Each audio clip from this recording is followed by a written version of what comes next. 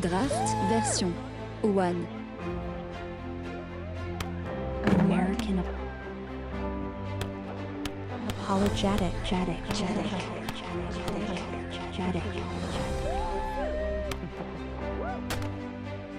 A perusal of Dobbs v. Jackson.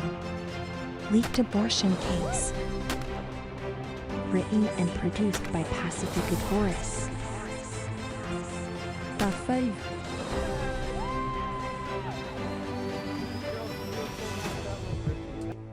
Four. All in all, Roe's reasoning was exceedingly weak, and academic commentators, including those who agreed with the decision as a matter of policy, were unsparing in their criticism.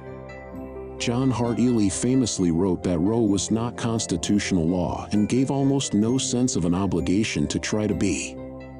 Archibald Cox, who served as Solicitor General under President Kennedy, commented that Roe reads like a set of hospital rules and regulations that neither historian, layman, nor lawyer will be persuaded are part of the Constitution. Archibald Cox, The Role of the Supreme Court in American Government 113 to 114, 1976. Lawrence Tribe wrote that even if there's a need to divide pregnancy into several segments with lines that clearly identify the limits of governmental power, interest balancing of the form the court pursues fails to justify any of the lines actually drawn. Tushnet termed Roe a totally unreasoned judicial opinion. M. Tushnet, Red, White, and Blue, A Critical Analysis of Constitutional Law 54, 1988. See also P. Bobbitt, Constitutional Fate 157, 1982. A. Amar, Forward, The Document and the Doctrine, 114, Harvard Law Review 26, 110, 2000. Despite Roe's weaknesses, its reach was steadily extended in the years that followed. The court struck down laws requiring that second trimester abortions be performed only in hospitals. Akron v. Akron Center for Reproductive Health Incorporated, 462, U.S. 416, 433-439, 1983, that minors obtain parental consent. Planned Parenthood of Central Missouri v. Danforth, 428, U.S. 52, 74, 1976. That women give written consent after being informed of the status of the developing prenatal life and the risks of abortion. Akron, 462, U.S., at 442-445. That women wait 24 hours for an abortion. Edom, at 449-451. That a physician determine viability in a particular manner. Kaladi, 439, U.S., at 390-397, that a physician performing a post-viability abortion used the technique most likely to preserve the life of the fetus. Edom,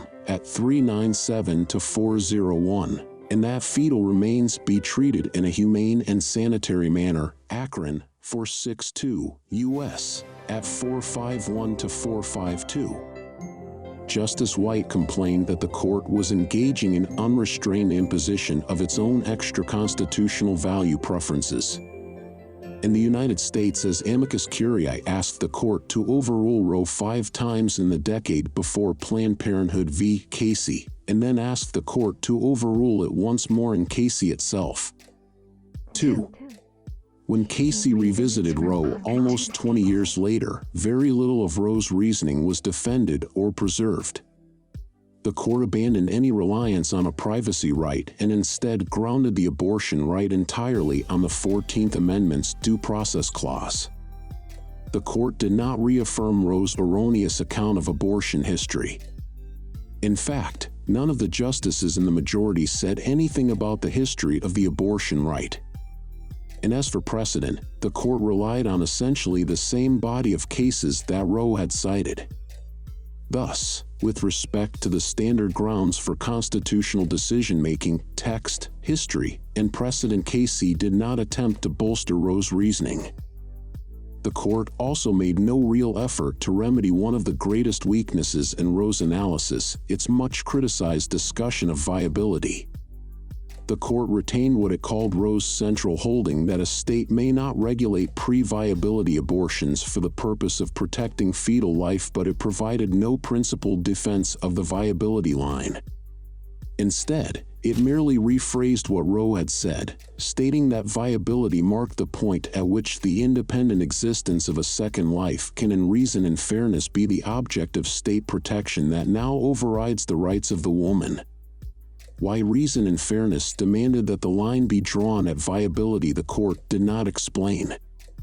And the justices who authored the controlling opinion conspicuously failed to say that they agreed with the viability rule. Instead, they candidly acknowledged the reservations some of U.S. may have in reaffirming that holding of Roe. The controlling opinion criticized and rejected Roe's trimester scheme and substituted a new undue burden test, but the basis for this test was obscure. And as we will explain, the test is full of ambiguities and is difficult to apply. Casey, in short, either refused to reaffirm or rejected important aspects of Roe's analysis, failed to remedy glaring deficiencies in Roe's reasoning, endorsed what it termed Roe's central holding while suggesting that a majority might not have thought it was correct, provided no new support for the abortion right other than Roe's status as precedent, and imposed a new and problematic test with no firm grounding in constitutional text, history, or precedent. As discussed below, Casey also deployed a novel version of the doctrine of stare decisis. This new doctrine did not account for the profound wrongness of the decision in Roe, and placed great weight on an intangible form of reliance with little if any basis in prior case law. Stare decisis does not command the preservation of such a decision. C. Workability. Our precedents counsel that another important consideration in deciding whether a precedent should be overruled is whether the rule it imposes is workable, that is, whether it can be understood and applied in a consistent and predictable manner. Casey's undue burden test has scored poorly on the workability scale. 1. Problems begin with the very concept of an undue burden. As Justice Scalia noted in his Casey dissent, determining whether a burden is due or undue is inherently standardless. 505 U.S. at 992, Justice Scalia, dissenting, see also June Medical Services, LLC, 591 U.S. at TBD, Justice Gorsuch, dissenting, slip opinion, at 17. Whether a burden is deemed undue depends heavily on which factors the judge considers and how much weight he accords them. The Casey plurality tried to put meaning into the undue burden test by setting out 3 subsidiary rules, but these rules created their own problems. The first rule is that a provision of law is invalid if its purpose or effect is to place a substantial obstacle in the path of a woman seeking an abortion before the fetus attains viability. But whether a particular obstacle qualifies as substantial is often open to reasonable debate. In the sense relevant here, substantial means of ample or considerable amount, quantity, or size. Random House Webster's Unabridged Dictionary 1897, 2nd edition 2001. Huge burdens are plainly substantial and trivial ones are not, but in between these extremes, there is a wide gray area. This ambiguity is a problem, and the second rule, which applies at all stages of a pregnancy, muddies things further. It states that measures designed to ensure that the woman's choice is informed are constitutional so long as they do not impose an undue burden on the right. Casey, 505, U.S. at 878. To the extent that this rule applies to pre-viability abortions, it overlaps with the first rule and appears to impose a different standard. Consider a law that imposes an insubstantial obstacle but serves little purpose. As applied to a pre-viability abortion, would such a regulation be constitutional on the ground that it does not impose a substantial obstacle? Or would it be unconstitutional on the ground that it creates an undue burden because the burden it imposes, though slight, outweighs its negligible benefits? Casey does not say, and this ambiguity would lead to confusion down the line. The third rule complicates the picture even more. Under that rule, unnecessary health regulations that have the purpose or effect of presenting a substantial obstacle to a woman seeking an abortion impose an undue burden on the right. This rule contains no fewer than 3 vague terms. It includes the 2 already discussed undue burden and substantial obstacle, even though they are inconsistent. And it adds a third ambiguous term when it refers to unnecessary health regulations. The term necessary has a range of meanings from essential to merely useful. See Black's Law Dictionary 928, 5th edition 1979, American Heritage Dictionary of the English Language 877, 1975. Casey did not explain the sense in which the term is used in this rule. In addition to these problems, one more applies to all 3 rules. They all call on courts to examine a law's effect on women, but a regulation may have a very different impact on different women for a variety of reasons, including their places of residence, financial resources, family situations, work and personal obligations, knowledge about fetal development and abortion, psychological and emotional disposition and condition, and the firmness of their desire to obtain abortions. In order to determine whether a regulation presents a substantial obstacle to women, a court needs to know which set of women it should have in mind and how many of the women in this set must find that an obstacle is substantial. Casey provided no clear answer to these questions. It said that a regulation is unconstitutional if it imposes a substantial obstacle in a large fraction of cases in which it is relevant, but there is obviously no clear line between a fraction that is large and one that is not. Nor is it clear what the court meant by cases in which a regulation is relevant. These ambiguities have caused confusion and disagreement. 2. The difficulty of applying Casey's new rules surfaced in that very case. The controlling opinion found that Pennsylvania's 24-hour waiting period requirement and its informed consent provision did not impose undue burdens. Casey, 550, U.S., at 881 to 888, plurality opinion, but Justice Stevens, applying the same test, reached the opposite result. Edom, at 920 to 922, Justice Stevens, concurring in part and dissenting in part. That did not bode well, and then Chief Justice Rehnquist aptly observed that the undue burden standard presents nothing more workable than the trimester framework. Edom, at 964 to 966, Chief Justice Rehnquist, dissenting. The ambiguity of the undue burden test also produced disagreement in later cases. In Whole Woman's Health v. Hellerstedt, the court adopted the cost-benefit interpretation of the test, stating that the rule announced in Casey requires that courts consider the burdens a law imposes on abortion access together with the benefits those laws confer. But 5 years later, a majority of the justices rejected that interpretation. See June Medical, 591, U.S. TBD, 2020. For justices reaffirmed Whole Woman's Health's instruction to weigh a law's benefits against the burdens it imposes on abortion access. But the Chief Justice who cast the deciding vote argued that nothing about Casey suggested that a weighing of costs and benefits of an abortion regulation was a job for the courts. Edom, at TBD, Chief Justice Roberts, concurring, slip opinion, at 6. And the 4 justices in dissent rejected the lead opinion's interpretation of Casey. See Edom, at TBD, Justice Alito, dissenting, joined in relevant part by Justices Thomas, Gorsuch, and Kavanaugh, slip opinion, at 4, Idem, at TBD, Justice Gorsuch, dissenting, slip opinion, at 15 to 18, Justice Kavanaugh, dissenting, slip opinion, at 1 to 2, 5 members of the court reject the Whole Woman's Health cost-benefit standard. This court's experience applying Casey has confirmed Chief Justice Rehnquist's prescient diagnosis that the undue burden standard was not built to last. Casey, 505, U.S., at 965, Chief Justice Rehnquist, dissenting in part. 3. The experience of the courts of appeals provides further evidence that Casey's line between permissible and unconstitutional restrictions has proved to be impossible to draw with precision. Janus, 585, U.S., at TBD, slip opinion, at 38.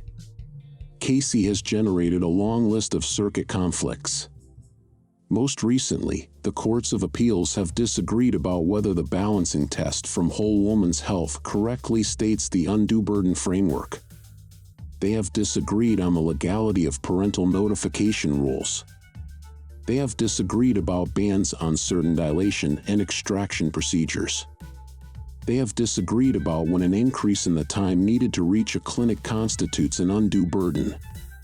And they have disagreed on whether a state may regulate abortions performed because of the fetus's race, sex, or disability. The courts of appeals have experienced particular difficulty in applying the large fraction of relevant cases test.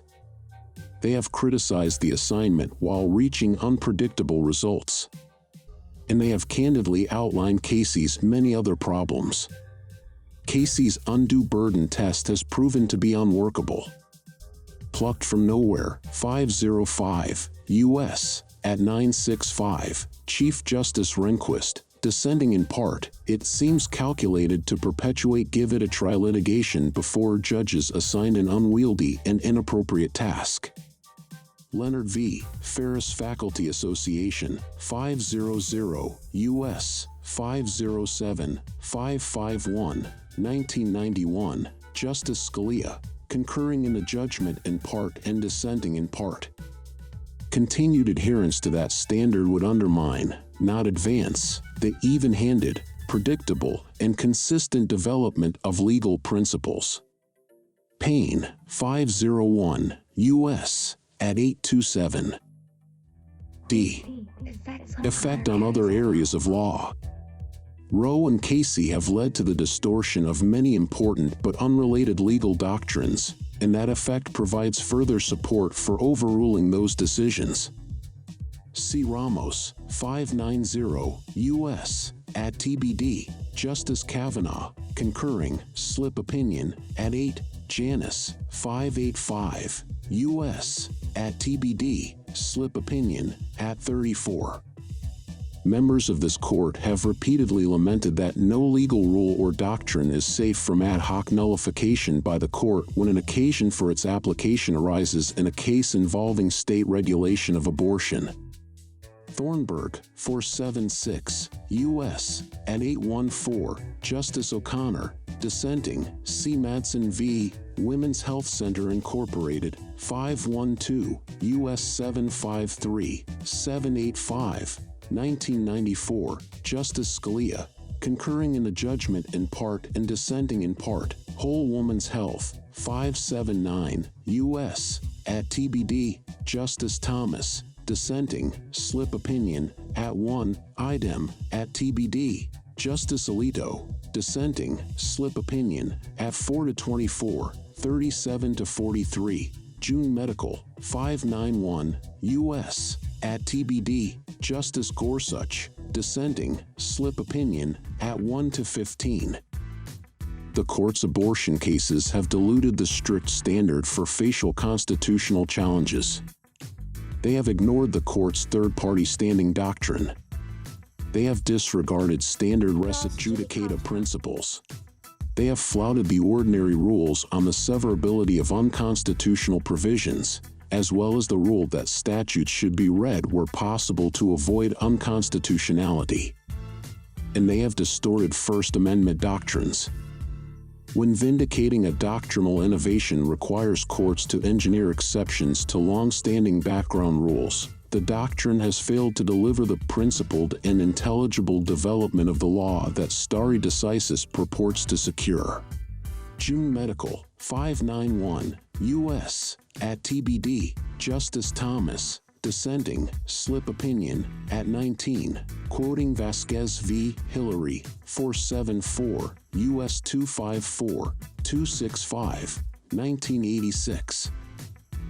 E. Reliance interests.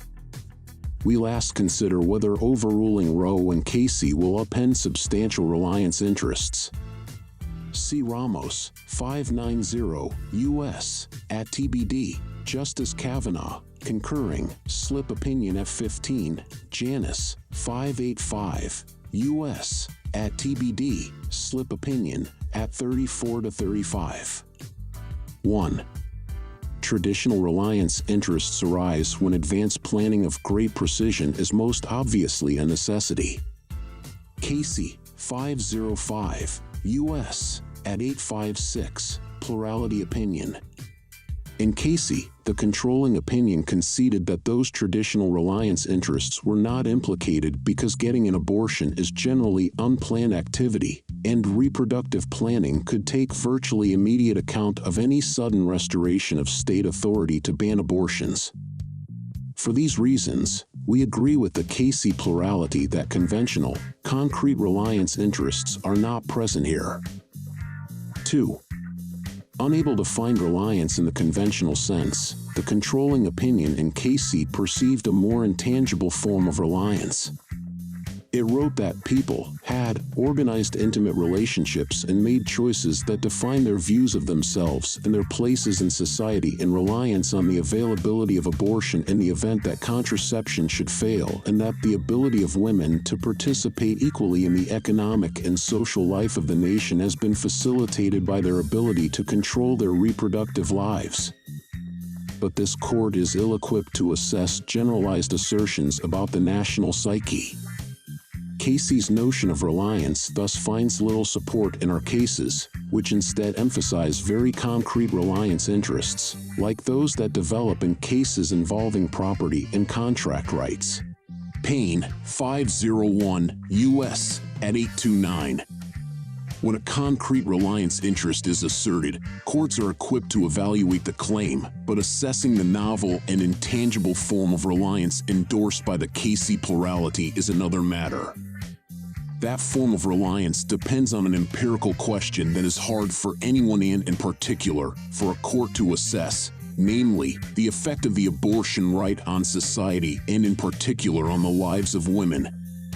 The contending sides in this case make impassioned and conflicting arguments about the effects of the abortion right on the lives of women.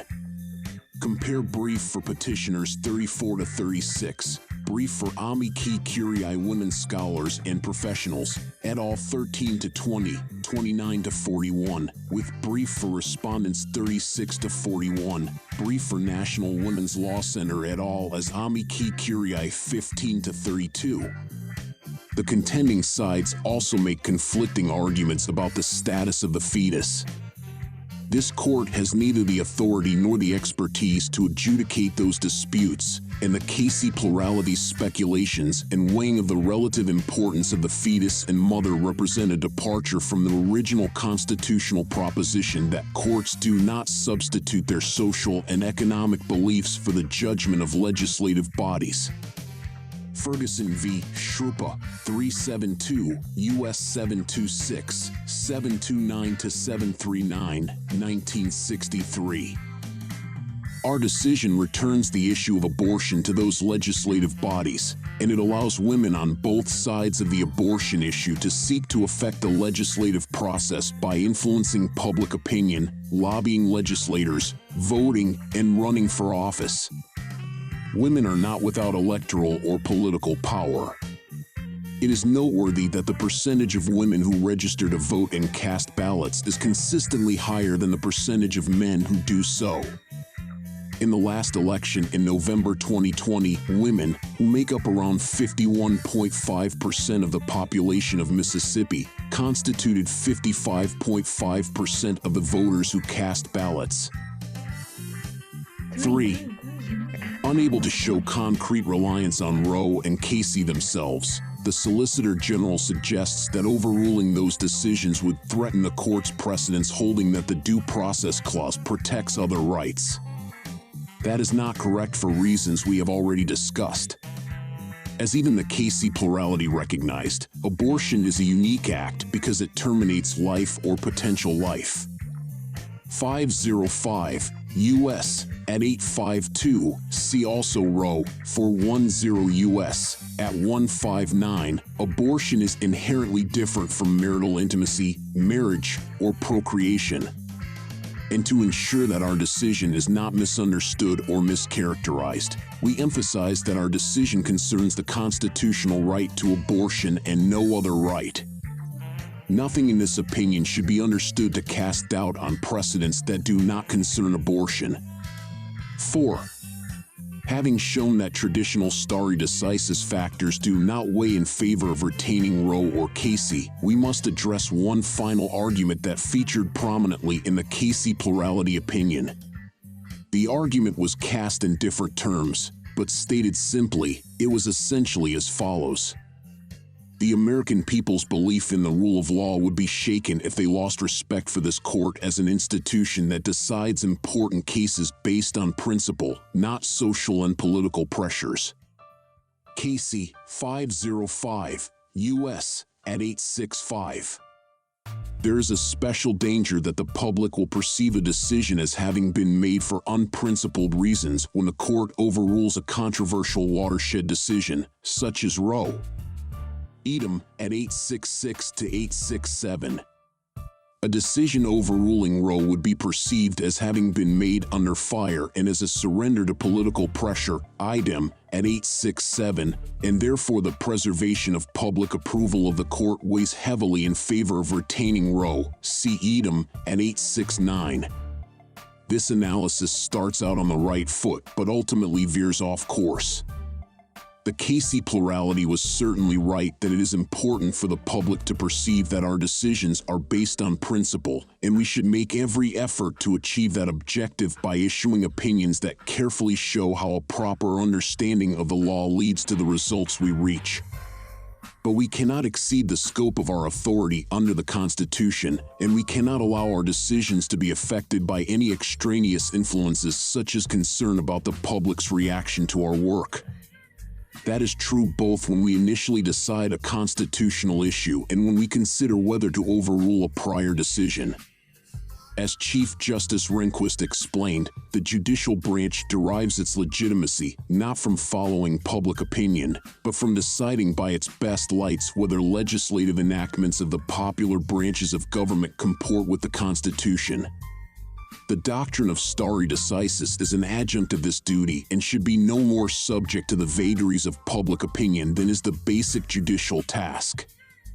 Casey 505, U.S. at 963, Chief Justice Rehnquist. In suggesting otherwise, the Casey plurality went beyond this court's role in our constitutional system. The Casey plurality called the contending sides of a national controversy to end their national division and claimed the authority to impose a permanent settlement of the issue of a constitutional abortion right simply by saying that the matter was closed. That unprecedented claim exceeded the power vested in us by the Constitution. As Hamilton famously put it, the Constitution gives the judiciary neither force nor will. The Federalist number 78. Page 523, J. Cook edition 1961. Our sole authority is to exercise judgment, which is to say, the authority to judge what the law means and how it should apply to the case at hand. The court has no authority to decree that an erroneous precedent is permanently exempt from evaluation under traditional stare decisis principles. A precedent of this court is subject to the usual principles of stare decisis under which adherence to precedent is the norm but not an inexorable command. If the rule were otherwise, erroneous decisions like Plessy and Lochner would still be the law. That is not how stare decisis operates. The Casey plurality also misjudged the practical limits of this court's influence. Roe certainly did not succeed in ending division on the issue of abortion. On the contrary, Roe inflamed a national issue that has remained bitterly divisive for the past half-century. See Casey 505, U.S. at 995, Justice Scalia, dissenting. See also R.B. Ginsburg, speaking in a judicial voice, 67, NYU Law Review 1185, 1208, 1992, Roe may have halted a political process, prolonged divisiveness, and deferred stable settlement of the issue. And for the past 30 years, Casey has done the same. Neither decision has ended debate over the issue of a constitutional right to obtain an abortion. Indeed, in this case, 26 states expressly ask us to overrule Roe and Casey and to return the issue of abortion to the people and their elected representatives. This court's inability to end debate on the issue should not have been surprising. This court cannot bring about the permanent resolution of a rancorous national controversy simply by dictating a settlement and telling the people to move on. Whatever influence the court may have on public attitudes must stem from the strength of our opinions, not an attempt to exercise raw judicial power. Roe, 410, U.S., at 222, Justice White, dissenting. We do not pretend to know how our political system or society will respond to today's decision overruling Roe and Casey. And even if we could foresee what will happen, we would have no authority to let that knowledge influence our decision. We can only do our job, which is to interpret the law, apply long-standing principles of stare decisis, and decide this case accordingly. We therefore hold that the Constitution does not confer a right to abortion. Roe and Casey must be overruled, and the authority to regulate abortion must be returned to the people and their elected representatives. 5. We must now decide what standard will govern if state abortion regulations undergo constitutional challenge and whether the law before us satisfies the appropriate standard. A. Under our precedents, rational basis review is the appropriate standard for such challenges.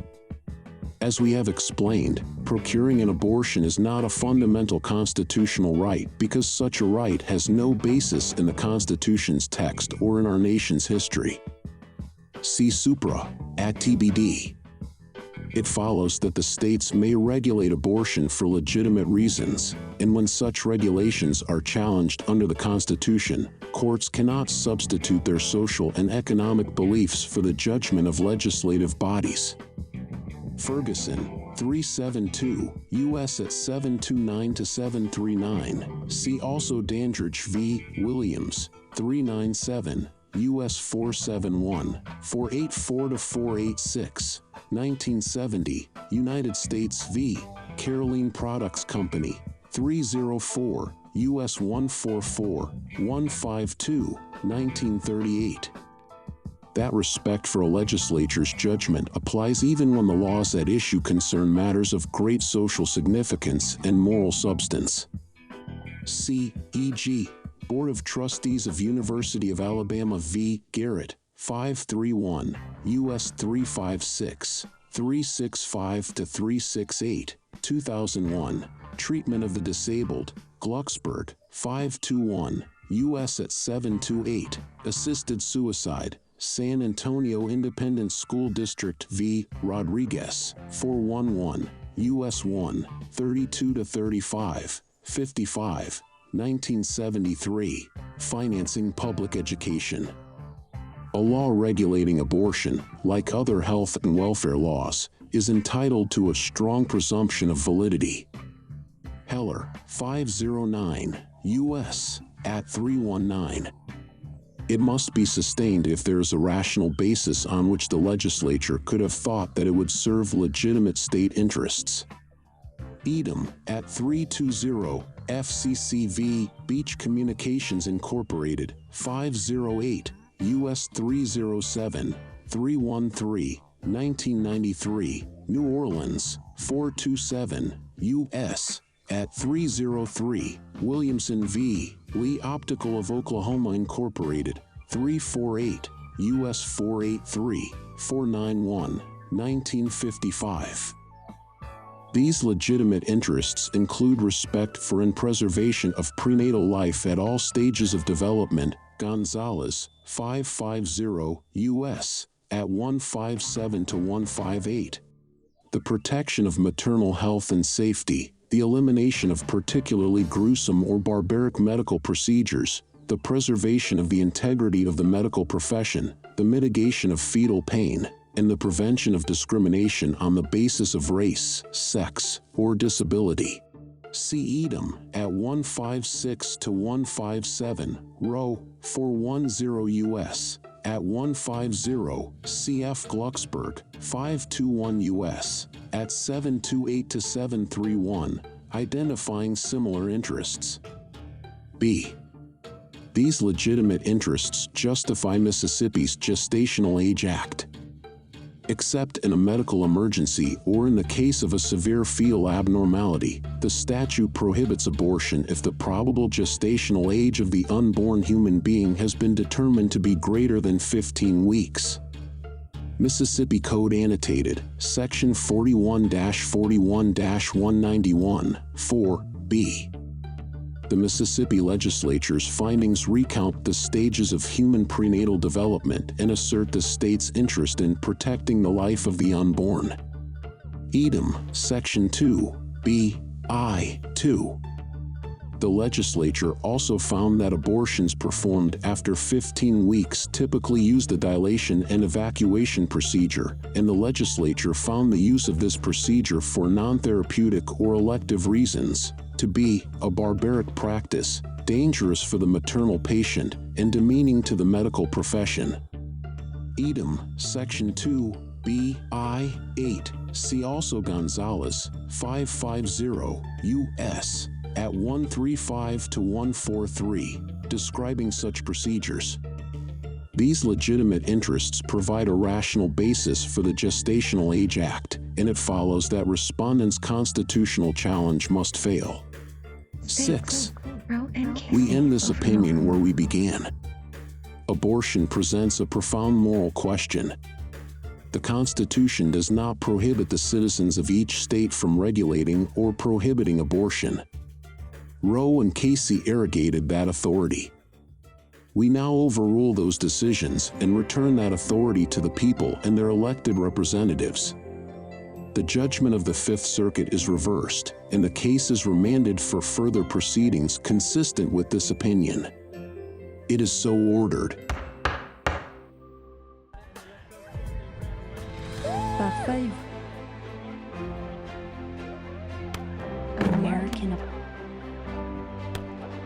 Apologetic.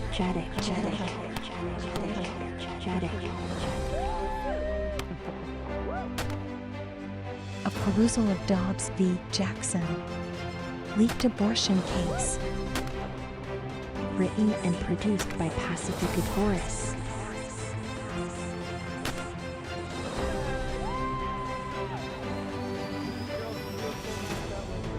To be continued.